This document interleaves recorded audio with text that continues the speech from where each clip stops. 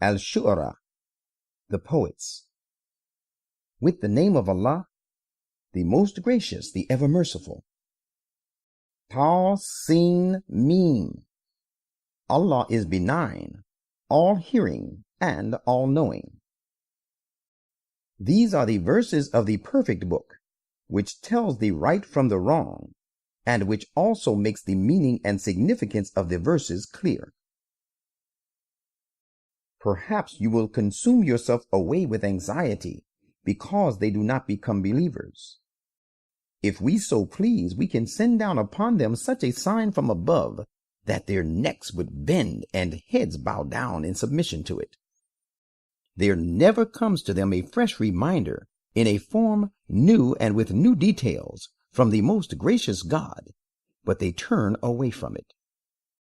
Now, when they have cried lies to the messages of their Lord and denied the Quran, there will soon come to them the great tidings about their own doom and predominance of Islam, which they used to take lightly. Do they not see the earth? How many excellent and useful things of all species we have caused to grow on it? Indeed, there is a sign in this, yet most of them would not believe. And your Lord, of course, He is the Almighty, the ever merciful. And recall the time when your Lord called to Moses, directing him, "Go to the wrongdoing people, the people of Pharaoh, and say to them, will they not guard against evil?" Moses said, "My Lord, I am afraid they will cry me lies. And my bosom straightens, and my heart fails me, and my tongue is not fluent for feeling inadequate to deliver the message I am entrusted with. Therefore, send to Aaron to help me. Moreover, they have a charge of the murder of an Egyptian against me, so I fear they will kill me before I am able to deliver your message to them." The Lord said, "That shall not be. Go then, both of you, with our messages, and we are assuredly with you listening to your prayers. Go to Pharaoh, both of you, and say, we are bearers of a message from the Lord of the worlds, who commands you to send the children of Israel with us." So when Moses and Aaron went to Pharaoh, he said to Moses, "Did we not bring you up among us when you were a mere babe? And you stayed with us many years of your life. And you have surely committed an act, and you are of the ungrateful." Moses said, "Indeed, I did it. And as I was lost for the love of my people and was in a perplexed state of mind, so I fled from you when I apprehended injustice from you. Then it came to pass that my Lord granted me knowledge and right judgment and made me one of the messengers. And this insignificant favor of your bringing me up, that you so tauntingly remind me of, can be no reasonable excuse, for you have enslaved the whole community of the children of Israel for no fault of theirs." Pharaoh was confounded, and turning the topic of the conversation said, "What is this Lord of the world by whom you claim to be sent?" Moses said, "He is the Lord of the heavens and the earth, and of all that lies between the two, if you and your companions be convinced of this true knowledge and have faith in him." Thereupon Pharaoh said to those around him, "Do you not hear what is being said?" Moses continued, "He is the same who is your Lord and the Lord of your fathers of yore." Pharaoh said, "Most surely this messenger of yours who has been sent to you is a madman indeed." Moses said, continuing his speech, "In respect of time, the Lord of the worlds is the same as the Lord of the east and of the west, and of all that lies between the two. You can be rightly guided if you could only use your senses." Pharaoh said, "If you worship any god other than me, I will certainly make you one of the imprisoned." Moses said, "Will you do this even though I bring to you something that makes the truth of my statement clear to you?" Pharaoh said, "Bring it then, if you are of the truthful." So he put his staff on the ground, and behold, it was a serpent plainly visible. And he stuck his hand out, and lo, it was shining white to the beholders. Pharaoh said to his courtiers around him, "This man is surely a skilled sorcerer, who seeks to turn you out of your country by dint of his sorcery. Now what do you advise?" They said, "Detain him and his brother for a while, and send heralds into the cities to collect, and bring to you all skilled and very expert sorcerers." So the sorcerers were gathered together at the appointed time and place on a fixed day. And it was said to the people, "Will you also assemble together in the field of contest, so that we may follow the sorcerers if they win clear supremacy?" So when all the sorcerers came, they said to Pharaoh, "Shall we be really richly rewarded if we gain clear supremacy?" He said, "Yes, and surely you will in that case be among my close companions." Moses said to them, "Now put forward of your things of sorcery, what you have to put forward." So they put down on the ground their ropes and their staffs, and said, "By Pharaoh's honor and might, it is we who will certainly be the winners." When Moses put down on the ground his staff, lo, it instantly destroyed all that they had fabricated. Thereupon the sorcerers were impelled to fall down prostrating. And they said, "We believe in the Lord of the worlds, the Lord of Moses and Aaron." Pharaoh said, "Have you believed in him before I gave you leave? Indeed, he is your chief, the same who taught you sorcery. So you will know your horrible end. I will most surely cut off your hands and your feet on alternate sides for your this opposition to me. And I will crucify you to death, one and all." They said, "It does not matter at all. We have, after all, to return to our Lord. We do hope that our Lord will forgive us our offenses, since we are the first to believe." And we revealed to Moses, directing him, "Take away my servants by night, for you shall certainly be pursued."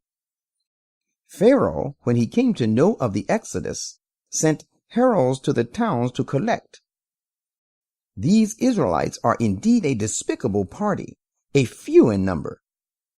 Yet they have offended us by defying us and making good their escape. And we are, as compared to them, a united multitude, fully equipped and vigilant. So we made them leave the land of gardens and springs, as well as every place with treasures and every abode of honor. That is what we did for the wrongdoings, and we gave the like of these as a free gift to the children of Israel. And they, the host of Pharaoh, pursued them at sunrise. And when the two hosts sighted each other, the companions of Moses said, "We are surely overtaken." Moses said, "No, not at all. My Lord is with me. He will lead me out of the impasse and to safety." Then we revealed to Moses, saying, "Strike the sea with your staff."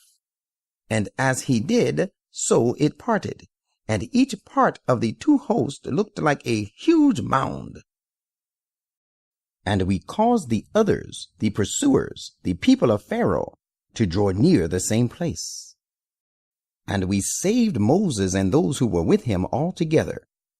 Then we drowned the others. Behold, there is a marvelous sign in this episode, yet most of them would not be believers. And indeed your Lord, he is the Almighty, the ever merciful. And narrate to them the important event of the life of Abraham, when he said to his sire and his people, "What things are those which you worship?" "We worship idols and will remain constantly devoted to them," said they. Abraham said, Can they listen to you when you call on them? Or can they do you good or avert harm from you? They said, Nay, it is not so, but we found our fathers doing likewise. Abraham said, But have you ever considered what you have been worshiping, you and your fathers before you? They are all enemies to me. Different, however, is the case of the Lord of the world. He has created me, and it is He who will guide me to reach the goal, and who gives me food and drink, and who restores me to health through His grace and mercy whenever I am taken ill, and who will call me to death and then will raise me to life again, and who I eagerly hope will protect me from the undesirable consequences of my faults on the day of requital. Abraham then turned to his Lord and said, My Lord, grant me strong and right judgment, and make me follow and join the righteous, and ordain for me a noble, true, and lasting reputation among posterity, and make me one of the heirs of the garden of great bliss, and protect my sire. He is, of course, of the erring ones. And do not put me to shame and disgrace on the day when people will be resurrected, the day when wealth will not avail, nor sons be of any good. But he alone will be saved who comes to Allah with a sound and pure heart, the day when paradise will be brought near to those who guard against evil, and Gehenna shall be unveiled and placed in full view to those wretched ones who had deviated from the right path, and who shall be asked, Where are your deities that you worship apart from Allah? Can they come to your help or inflict punishment? Then they, the false deities, shall all be hurled headlong into the depths of it, again and again, and along with them all those wretched fellows who had deviated from the right path, and the supporters of Iblis all together. They will say, disputing therein among themselves, By Allah, we were certainly in manifest and deep error in holding you as equals with the Lord of the worlds. And none but those who cut off their ties with Allah led us astray, so that now we have none of the intercessors, nor any warm-hearted true friend. Could we have but another chance to return to the world, then we would surely become of the true believers. Verily, there is a remarkable sign in this, yet most of the people would not be believers. And of course your Lord, He is the Almighty, the ever-merciful. The people of Noah cried lies to the messengers. Recall the time when their kinsman Noah said to them, Will you not guard against evil? Surely I am to you a messenger, faithful to my trust. So take Allah as a shield and obey me, and I ask no reward from you for it. My reward lies with the Lord of the worlds alone. So take Allah as a shield and obey me. They, the disbelievers, said, Shall we believe in you, whereas we see that only the people of a very low status follow you? He said, I have no knowledge what good deeds they did in the past that now they have the honor to accept the truth.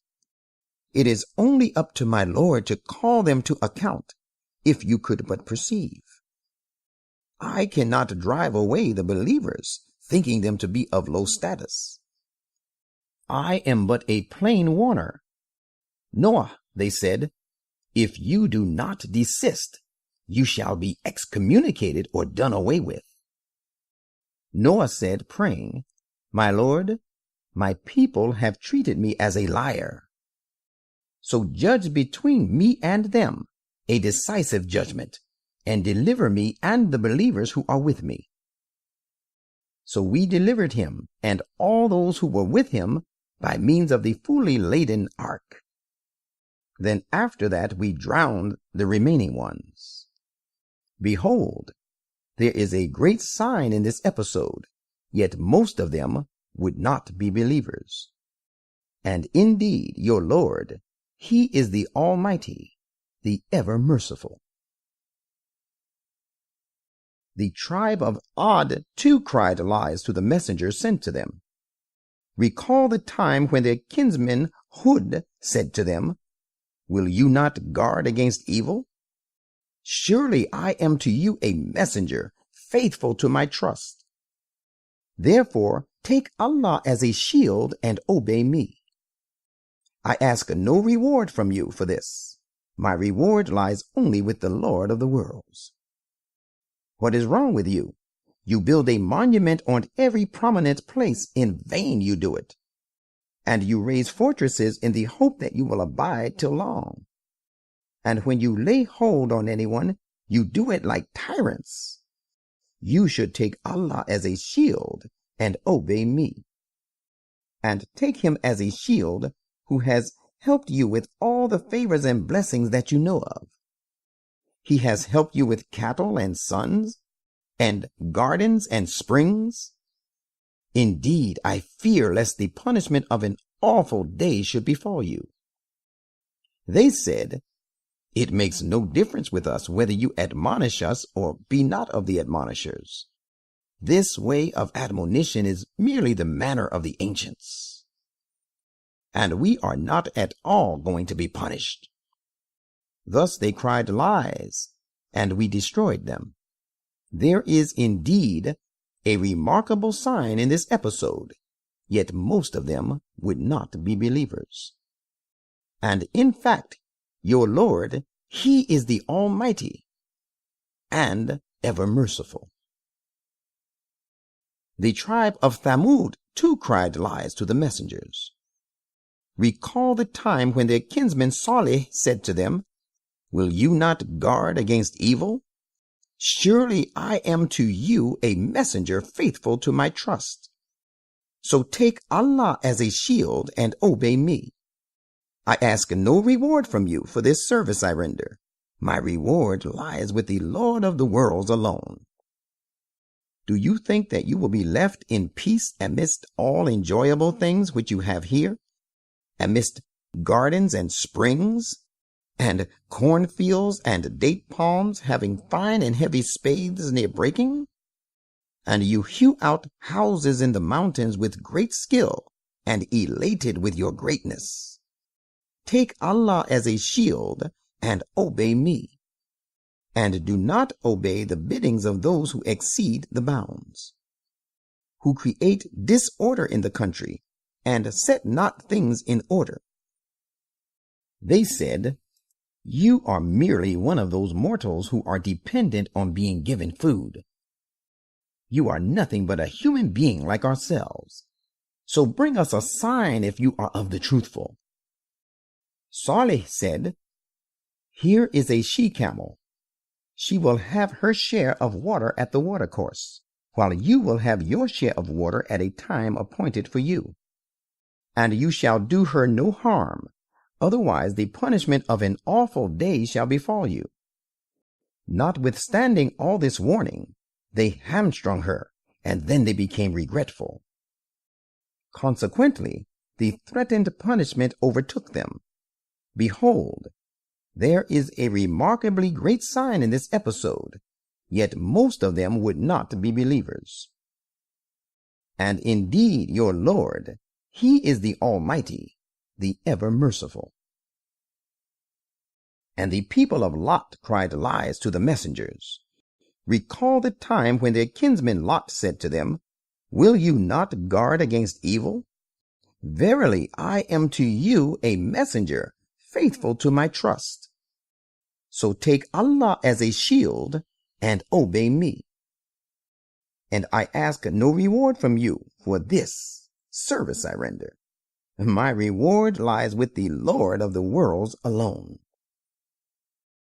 Is it not true that of all people you alone approach males for sexual satisfaction? and leave that abode of love which your Lord has created for you in your wives? Nay, the real fact is you are a people who know no limits. They said, if you desist not of admonishing us for sodomy, O Lot, you shall indeed be of the banished ones. He said, I surely abhor your practice. My Lord, save me and my followers from the evil consequences of their deeds. So we saved him and his followers, all of them, except an old woman, the wife of Lot, who was among those who stayed behind. Then we destroyed the others, and we pelted them with a terrible rain of stones. Look, how terrible was the rain that descended upon those who were warned. There is a great sign in this episode, yet most of them would not be believers. And indeed your Lord, He is the Almighty, the ever-merciful. The dwellers of the wood in Midian cried lies to the messengers. Recall when Shu'aib said to them, Will you not guard against evil? Indeed, I am to you a messenger faithful to my trust. Therefore, take Allah for your shield and obey me. And I ask no reward from you for it. Surely my reward lies with the Lord of the worlds alone. Give full measure and be not of those who give short, and weigh with even and balanced scales. And do not defraud people of their things. Do not go about acting corruptly, creating disorder in the country. Take him who has created you and former generations as a shield. They said, You are simply of those who stand in need of being given food, and you are but a human being like ourselves. As a matter of fact, we believe you to be of the liars. So let a fragment of a cloud fall upon us by way of punishment if you are of the truthful. Shu'aib thereupon said, My Lord knows best all that you do. Yet they cried him lies.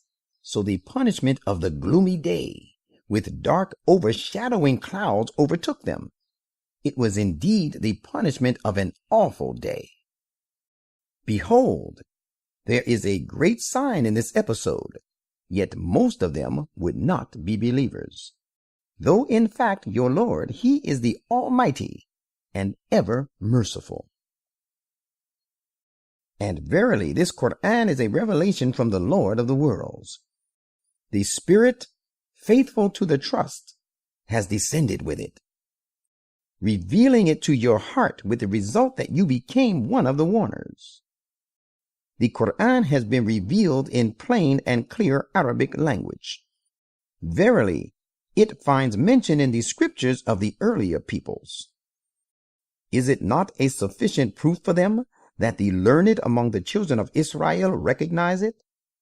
And if we had revealed it to one of the non-Arabs, and he had recited this eloquent word of God in Arabic to them, even then they would never have believed in it. That is how we cause it to take root in the hearts of those who cut off their ties with God, that they will not believe in it until they see the grievous punishment. So this punishment will come upon them all of a sudden, taking them unaware, while they do not perceive and calculate it. They will say then, Shall we be given some respite? Is that why they seek to expedite our punishment? Do they not see that even if we let them enjoy worldly bounties for some more years, and then that punishment with which they are threatened befalls them, that respite which they were allowed to enjoy will be of no avail to them? And never did we destroy any people of a township, but it had its warners, so that they may be admonished, and we are never unjust. It was not the evil ones who have brought this Quran down. It does neither suit them, nor have they the power to reveal it. In fact, the evil ones are precluded from listening to the divine revelation. Therefore call on no God beside Allah, for if you do, you will become of those who are severely punished. And Prophet, warn your nearest kinsmen, and be gentle and affectionate to the believers who follow you. But if they, your kinsmen, disobey you, say to them, surely I am not responsible for what you do. And put your trust in the Almighty, the ever-merciful God, who sees you at the time when you stand up in prayer, and also for calling the people to the right path, and who sees your moving about among those companions who prostrate themselves before the Almighty Lord. Verily, He is the all-hearing, the all-knowing. Shall I tell you to whom the evil ones appear? They appear to every habitual and hardened liar and great sinner, who listen eagerly to what the evil ones say, yet mostly they tell them lies. And as for the poets, it is the erring ones who follow them. Do you not see how they wander distracted in every valley? And they say such things which they do not practice themselves, except those poets who believe and do deeds of righteousness, and who mention the greatness of Allah over and over again, and who retaliate and defend themselves only after they are done injustice to. Behold, those who acted unjustly will soon know to what a wretched end they are heading for.